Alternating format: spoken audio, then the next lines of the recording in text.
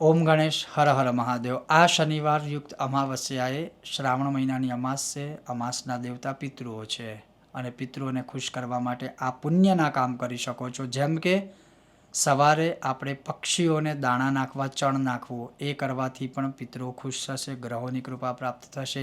એ જ રીતે ગાય માતાને ઘાસ ખવડાવવું અથવા તો ગાય માતાને ભોજન ખવડાવવું, એ જ રીતે તમે તળાવમાં માછલીઓને કંઈ પણ જે તમે ખવડાવી શકતા હોય, મમરા આદિ કે જે કંઈ તમે ખવડાવતા હોય માછલીઓને ખવડાવવું। ટૂંકમાં કહેવાનો અર્થ એટલો જ છે કે પોતાના પિતૃઓને ખુશી કરવા માટે જે આ એક સામાન્ય ઉપાયો છે કે કૂતરાને રોટલી નાખવી કે બિસ્કિટ ખવડાવવા કે ગાય માતાને ઘાસ ખવડાવવું કે પછી રોટલી કે ઘી ગોળ ઘઉં ખવડાવવું, એ જ રીતે આપણે માછલીઓને જે કંઈ તમે ખવડાવતા હોય કે ઘઉંના લોટની ગોટીઓ બનાવીને એ ખવડાવી શકો છો। એ જ રીતે આપણે પક્ષીઓને ચણ નાખવું, શક્ય હોય તો એ દિવસે ખીર રોટલી કે ખીર પૂરી બનાવીને કાગડાને પણ જો શક્ય હોય ને પ્રાપ્ત થતા હોય, મળતા હોય કાગડા, તો એમને પણ જમાડી શકો છો। તો કહેવાનો અર્થ છે કે આ દિવસે તમે આટલું કરશો સામાન્ય ઉપાયો, તો પણ તમારા પિતૃઓ તમારી ઉપર ખૂબ જ રાજી રહેશે।